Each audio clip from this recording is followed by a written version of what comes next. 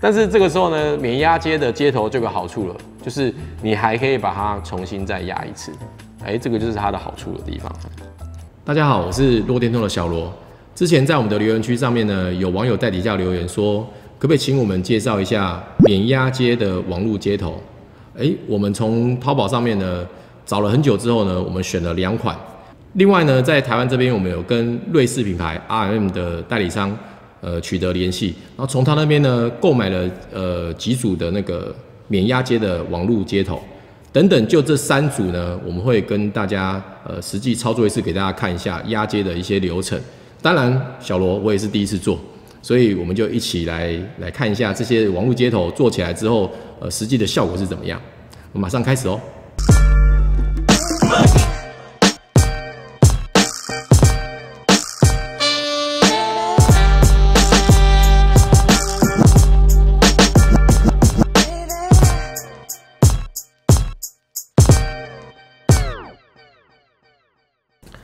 好，各位朋友，那我们现在这个就是我们要介绍的第一组的免压接的网路接头。各位可以看到为什么要把它先打开哈？因为我刚要把它要先把它搬开的时候，我发现说，其实它很紧，然后我用一些工具，用1字起子在搬的时候，其实是不好搬的。那当然换个面向来说的话，也可以说它比较密合啦哈。好，那打开看的时候呢，可以看到其实它上面已经有告诉你说，你等一下线要怎么摆。对了，我要跟各位说一下，我们等一下我们现在准备的这3款呢，都是属于 Kate 6等级的，那也不是 Kate 6A， 也不是 Kate 5E 的，是 Kate 6的。我们是以这个为标准下去找相对应的产品。好，那这边呢，各位可以看到它这边已经有告诉我们它的线的排列方式。好，那我准备一下，我看一下要怎么做比较好。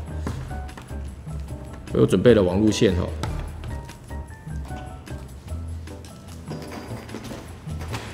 当然，所谓的免压接，其实不带的意思就是你还是要准备其他的，像斜口钳啊、尖嘴钳或是拨线器，只差别在于说你可以不用准备了这支压接工具而已，只有差在这个地方。但是呢，如果你家里面什么东西都没有，你只有个剪刀的话，勉强啦。但是小罗不会建议你拿这个剪刀做，这是万不得已的情况下是可以这样做。可是如果可以的话，我们还是准备好我们的，比如说1字起子啊，然后拨线器，然后还有我们的斜口钳，这样会比较好。那首先呢，看看这一款的话，我们先拨一个适当的距离大概拨多长呢？小罗，我建议你的话，大概你一个食指前面的一个指节的长度 ，OK， 然后一样绕一圈，然后把外背把它脱离掉，然后棉线把它剪掉。一样，我们先把中间的那个十字的那一个隔离呢，我们先把它剪掉。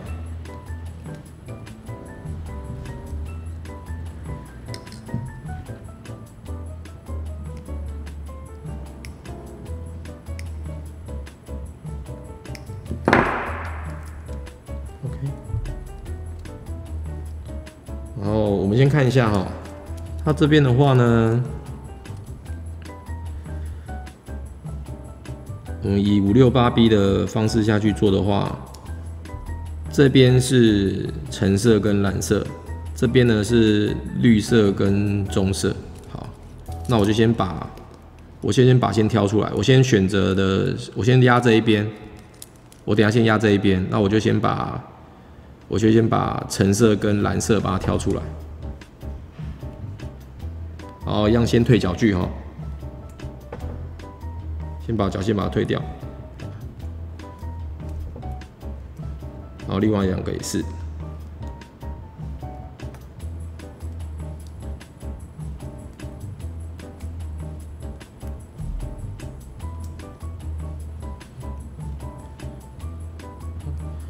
那这一个部分呢，我刚看了一下，这边的话可能没有办法让你线，然后直接摆上去。我的建议呢，可能是你先把它剪把它剪比较短一点，留多长呢？你大概看一下距离因为我们等一下这个线还要在中间，所以我们在这边的时候呢，我们等一下把线剪短一点，大概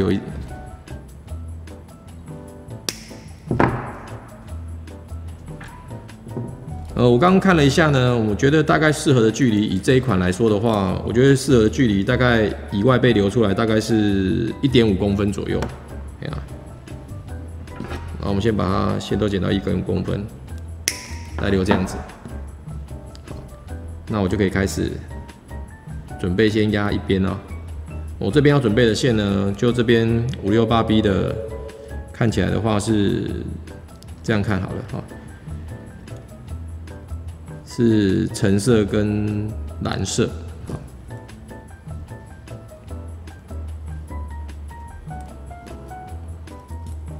你可能要对一下，把它的顺序对好哦。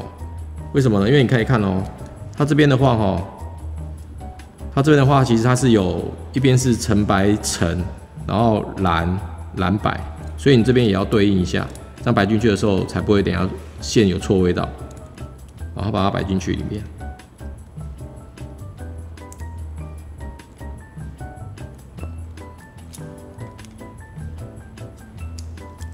有点小不便啊，这样不常，我也基本上没有在做这种东西的，但是我觉得做起来的话，就是有加那个盖子，感觉比较不顺手。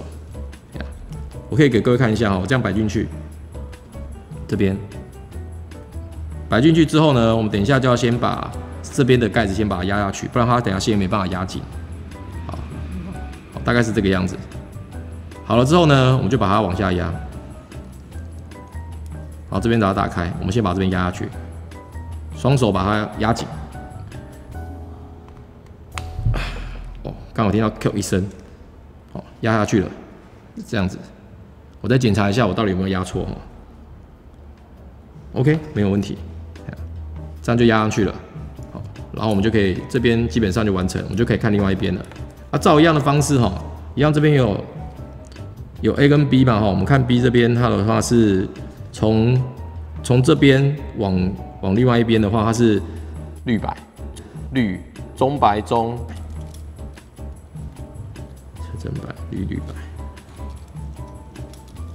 先把那顺序排好，然后一样把它摆上去，好压进去。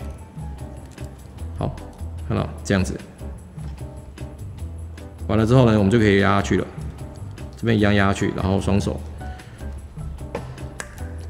，OK， 好检查一下，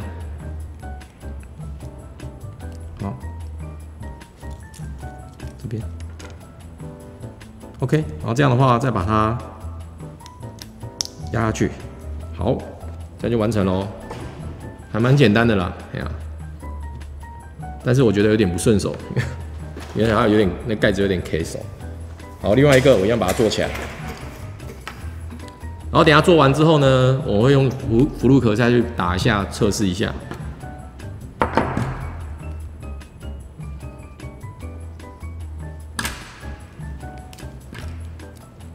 好，重复刚刚前一次的动作哈。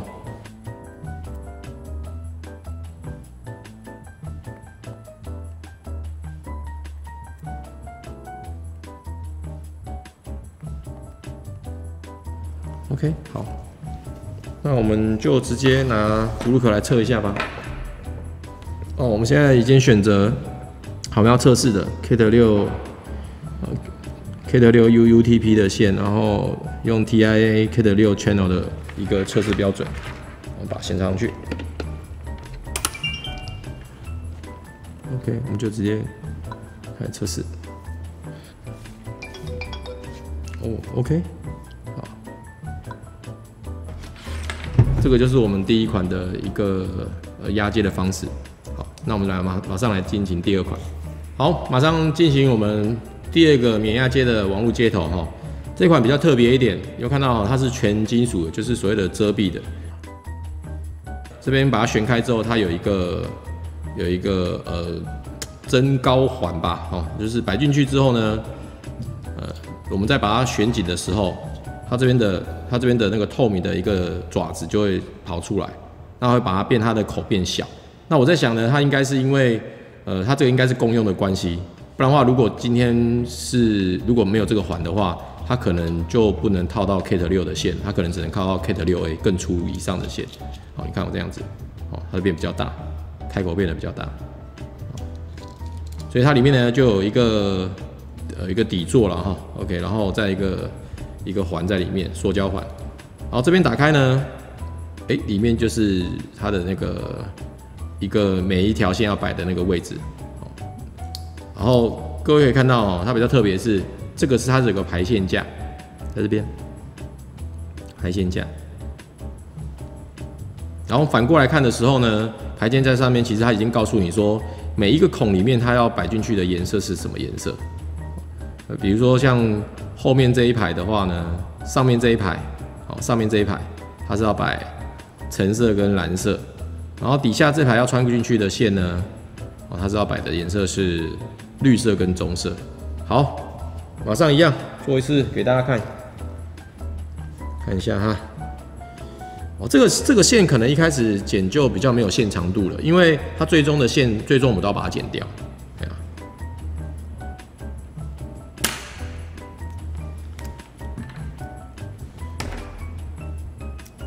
只不过我觉得它这款有个比较好的地方是，它有个排线架给你，排线架摆完之后再摆进去，再做压接的动作。你可以先在外面把线处理好。然后再来就是，一般的人会认为这种金属的比较有质感，但告诉各位一个秘密哈，这两款我们买的那个价钱其实是差不多的，而我们是从淘宝直接买的，好，我一样先把它退脚哈，先把线顺线一下。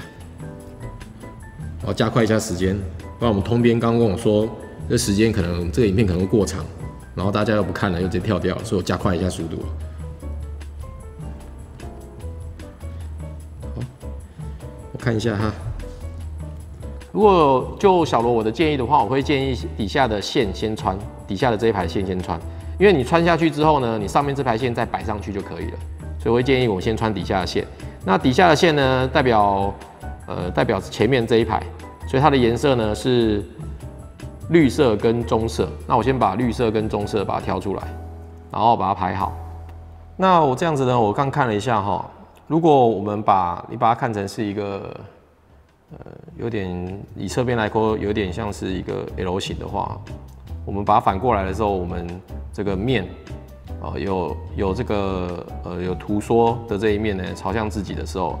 你的这4个孔，底下4个孔是朝自己的，那我会先穿下去，先往里面先穿，我把线先排好。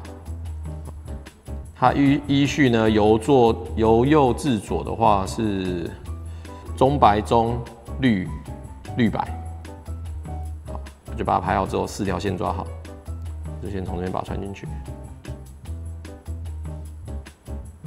穿过去之后，你看我从前面这边就穿过来了。已经穿过来了，好，那这时候呢，其实我就可以把它反过来，直接转线转过来，然后我要看一下呢，这边是什么颜色，由左至右的话是蓝跟蓝白，我先把它先挑出来，先把它压上去，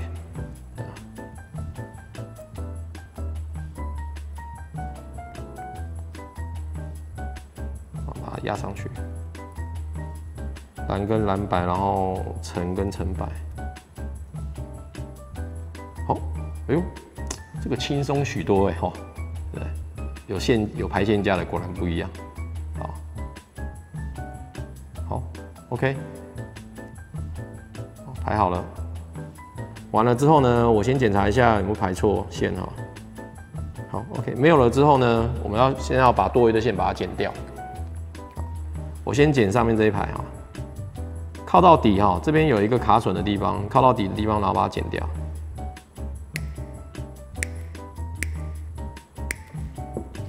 好，大概这样。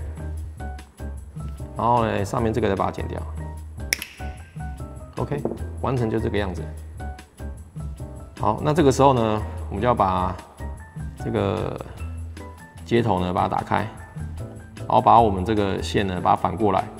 各位不知道有没有注意到哈？其实它这边有一个斜的口，有4个，它对应呢其实就是它这边的一个脚位，然后直接会穿进去，插下去，然后这边也是一样。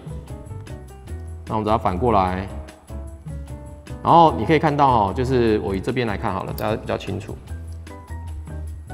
像这款的话，我刚发现哈，它在这边的时候呢，因为它这边其实有旁边这边有一条凹槽，这边有个凹槽，对应这边呢，其实它这边有一个凸起来的一个点，这边，好，这凹槽直接摆下去，摆下去之后呢，你稍微压一下，然后等一下这个再压下去就可以了。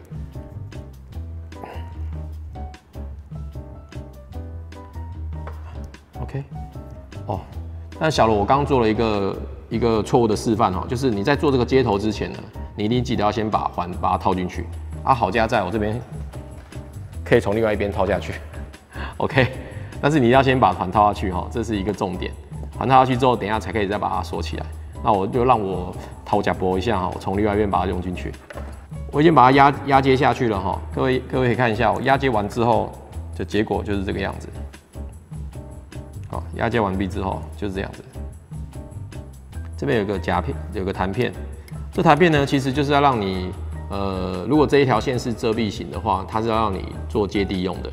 那但是我们这个是用没有遮蔽的网路线，所以就不用做这样的动作哈。然后把它压下去，然后把它穿上去，然后再把它转起来，转紧。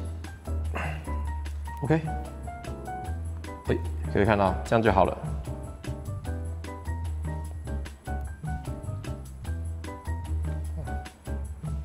其实还蛮长的哈，对啊。好，那我马上来另外一边。这个时候我就记得了，因为我没有机会了，所以我要先把。这个时候记得要做任何动作之前，先把这个头套上去。好，套上去，推到最后面就不管它了。好，再来，一样，刚刚上述的动作哈，再做一次。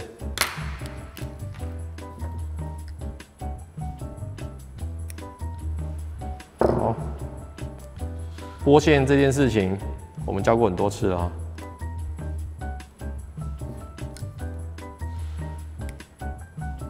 啊，各位体谅一下哦，我知道各位想要学的东西很多哦，但是那种许愿的名单越来越多哈，其实我跟我们的小编其实有点不堪负荷，对不对？是不是这样子？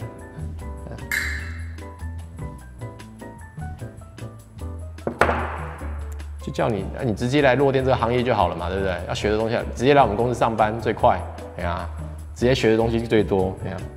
听说我们高雄有缺人哦，台南也缺人哦。顺便招人一下，顺便帮我们那个工程的主任打一下广告，可以帮他上一下哈，直接上他的电话。好，那我一样是照刚的顺序哈，然后把它排进去。好 ，OK， 好，穿上去。哦，3-2下直接排好，压接一下。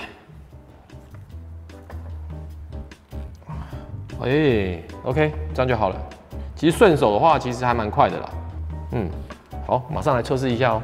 希望我的那个排列顺序没有夹错。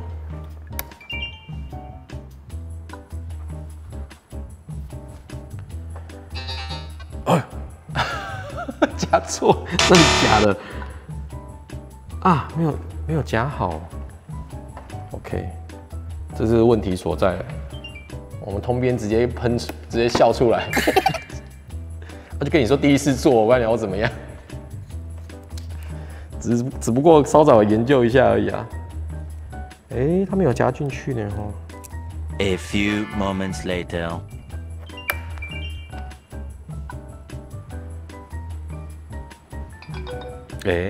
过了。好，各位一定刚刚很好奇说为什么插上去是错误的。小罗我在做的时候发现一个问题，就是说，各位我刚有提到说，我觉得它排线架很不错，就是我可以先把线先剪完之后，然后确定都没有错完之后，再摆下去统一做压接的动作。可是这问题又引发另外一个问题出来，就是我打开给各位看一下哈，我把它直接剪掉好了，因为我等一下还是要重做一下。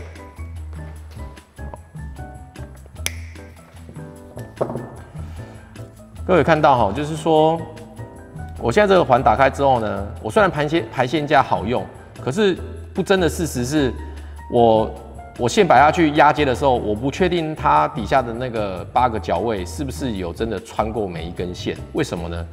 我刚刚的状况就是说，我这样压接摆进去之后，我可能稍微有拉到线之后，它的线是整个往后缩，大概是这个样子。等下它的线已经不在这个每一个孔位的上面了，就是超过它，所以我自然而然，我这一个8个脚位呢，我把它压接下去的时候，它自然穿下去的时候根本就没有压到线，所以你的线当然不会通了。那但是问题，如果我今天有测试器可以把它测，如果我今天没测试器呢？那你就变成你根本就不知道这条网路线到底是，你甚至可能怀疑是不是这个有问题。所以搞了半天呢，是这个孔这边应该也看得到啦，这边它根本就没有穿过去。刚刚的状况是这样，所以我刚刚又重新把线拉长了一点，然后再把它往前推，大概是这个样子。当然这边前面有修一下，然后就超过，然后再把它压接下去就 OK 了。好了，这个就是这一款的部分哈，马上跟各位进行到我们下一款。好，那我们现在紧接着介绍我们最后一款的免压接的网络接头。那这款呢是由瑞士的 RM 公司所制作的哦。坦白说，这一款我一开始拿到我看到价钱的时候，其实我有吓到哈，因为这2款呢的价位呢，如果如果你只是单纯买它，再加运费来台湾的话，应该一颗大概要100块左右，100块。那这2个买到的成本是差不多的，2个都是一个100块，2个等于说要大概200块。那这个的呢，它的价钱呢大概是300-400块左右，所以这个价位呢，它等于是它的大概3倍啊哈。那我就很好奇啊，为什么它会价钱要那么高呢？那我买了2款，一款是这种90度的，然后这种呢是180度的。那180度呢，我买的是有遮蔽的，所以它外面还有一个薄的一个钢片。然后这个呢是买没有遮蔽的。好，那我先看一下哈，这一款，然后它旁边这边呢有2个沟槽，打开之后往上拉，它的里面的就起来了哈。然后这边呢，这边特别是有2个压接的一个，然后呢这边可以看到它的4条线摆的座跟另外4条线摆的座都在这个地方。代理商是跟我说，它里面制作的整个制程不一样啊，我就蛮好奇啊，奇怪跟这个制程到底有什么不一样？然后我自己有比较了一下哈，我觉得它的细节大概在这地方。它这个外壳呢，它有点像是那种组合积木模块的感觉，把它拉开，然后把它偷出来，这个地方它是分开的，它是一个外壳，然后它主要是在这个地方。你有发现到一件事情吗？它这里面呢，每一芯它都是用细钢片下去直接一体而成的。然后这个呢，它是用 PCB 的一个电路板，然后那它这个脚位的地方，它在用焊接的方式。那 RM 的部分的话，你可以看到它是直接都是一体成型，然后到我们的压接的一个座的地方，然后这边8个pin针它在镀金上去。这是他们家的另外一个算 Kate 6的资讯座，就我们讲的 Keystone 哈。然后我把它拆开的情况下，你可以看一下啊，我把它拉开的情况下，你看到没有？它就一根一根很像，好像已经做好的那种。我觉得它这个蛮细工的，然后每个都是一根一根的细。我把它拿起来，然后它都是细的那个钢片在里面，然后透过他们自己可能有规划好的一个路线，然后从头到尾它没有焊接点哦，这边有镀金，然后再反过来看，它压接的这个脚位的地方，它是完全没有焊接点的。那我就在想说，没有也应该是想说，如果有焊接点的话，可能对它那个线路的那个损耗会比较大，所以我认为它在这个做工上面确实有蛮不一样的。OK， 然后这样我在想了，我们直接再压接一次给各位看一下，然后直接测一下结果论这样子。好，那这个呢，它就是遮蔽的，我把它打开一下。这边有个有个那个钢片在这边，就是做接地用的，然后里面的东西是一样的。OK， 好，然后我们先把盖子穿过去，然后这边后面把它打开，好，把它打开，然后把它穿过去，先把它剥掉。那这一款呢，它就没有所谓的排线架了，所以我们也是要把它一样是摆上去的时候再做压接的动作。但是它这款跟这个的好处呢的差异性，就是在这个刚在压的时候，可以回放一下哈，刚刚画面那盖子，这个盖子一直很讨厌，一直挡住我的手，我就有点难去处理。那这个呢，它就本来就比较没有了。真的是有好有坏的哈，这是各有优缺点。有几赫不能赫啦，对啊。但是像这一款的话哦，以它的价位这样来说，一颗300-400块，然后2颗要700-800块，我相信还是有会买它的买账这个东西的客户啦。至少我知道一些国际大厂呢，他们都是指定 RM 的这个品牌。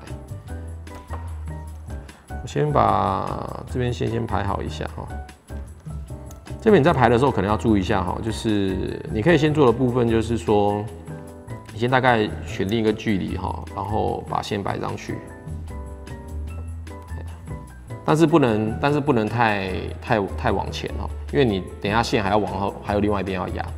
那好了之后呢，你可以把线先卡进来这个沟槽里面，然后它线就比较不会跑掉。那我们接下来要做什么事呢？我们要把前面多余的线把它修掉。我先把前面的线先修掉，大概剪到什么地方呢？大概剪到这个前面的前端这个地方，我剪一次给各位看哦。大概剪到这个地方。好，那接下来要做什么动作呢？这个等一下压接的这一块呢，我们把它从45度的地方把它压进去，卡进去完之后呢，我们就直接做压接的动作，直接往下压。好了，这样就压接完毕了。然后检查一下有没有压接进去。好 ，OK， 给我看一下，我压接进去了。然后我们再把它卡上去。好，那我们就换另外一边喽。好，一样把它排上去，然后一样把它排上去上面。然后这边呢，我们等一下还是要把它剪掉。都把它剪掉，大概在这个地方。我会建议我们一只手把它压住，不然我觉得它有时候会跳起来。一只手把它压住，好，然后一只手把它剪掉。好，千万要记得哦，就是你那个线不能往后缩，如果往后缩的话，你可能会遇到一个状况，就是它压接下去之后，结果它那个接头，它那个线直接往后退，然后你就变成它主要的那个要接触的那个点没有接触到，然后一样把它插进去，然后 OK 往下压，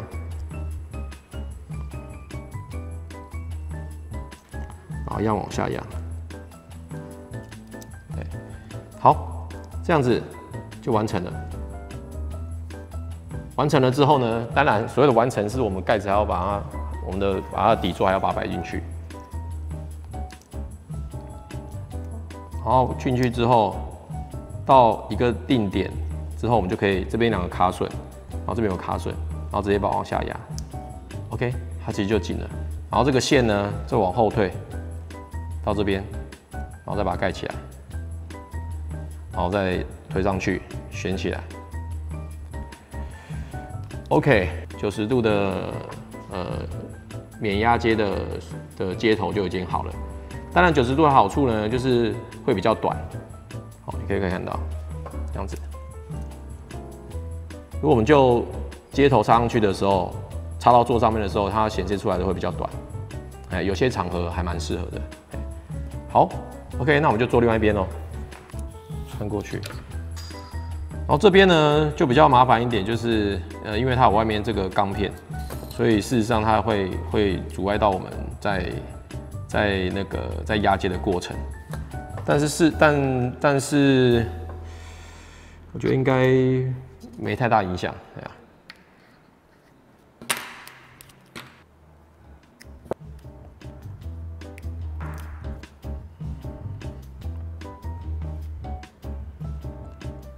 我会建议我们的退角的部分全部做完，不然你先退一边，再压上去，再转另一边，你再退的时候，你可能会有点碍手，所以我会建议先把角线的部分先退掉。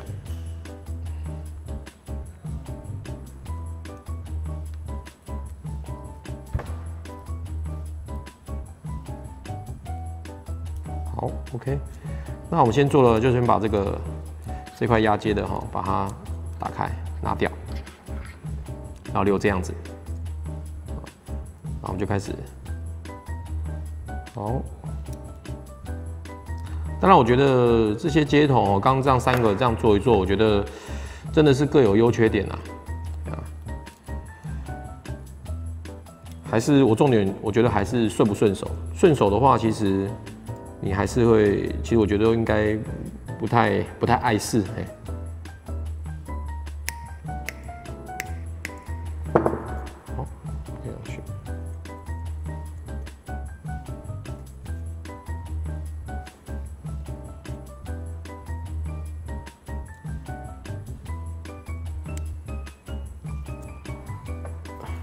，OK， 转另外一边。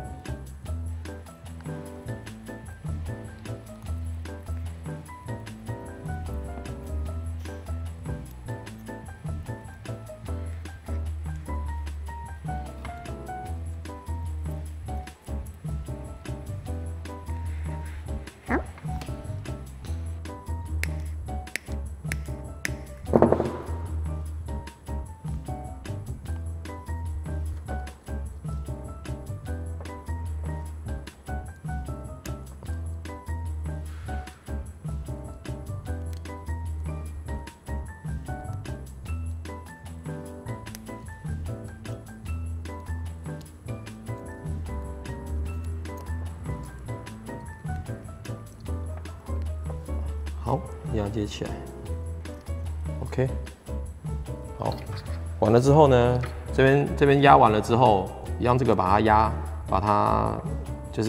紧哈，然后我们这个底座把它往前推，那基本上呢，它有2个卡榫的地方哈，在这边，它有2个卡榫的地方，然后我们看是要哪个向上，哪个向下，都可以，好，然后把它往前推到一个定点之后。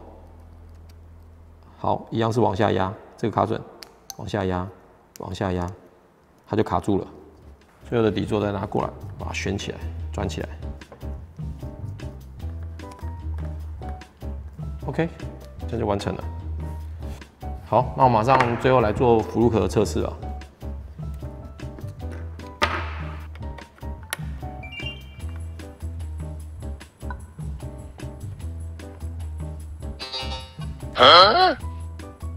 What？ 啊，接反了，很好 ，very good。我看，那我一定有一边打反了，我来检查一下。好，要把它拆开。这个时候呢，这个做错呢，其实我是故意的，你相信吗？我也不相信。但是这个时候呢，免压接的接头就有个好处了，就是你还可以把它重新再压一次，这个就是它的好处的地方。来检查一下，哦，原来是90度的这边啊，我的中白中错了，中白中这个地方错了。好，这个时候呢，其实很简单，我就把它挑起来，然后重新再压一次。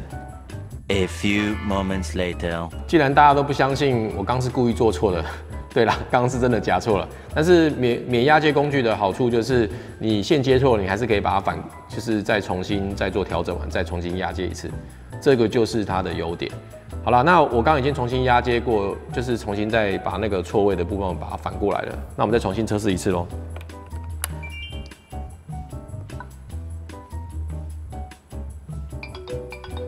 OK， 好 ，OK， 那这样的话，我们3个接头都已经做完了，给大家看了。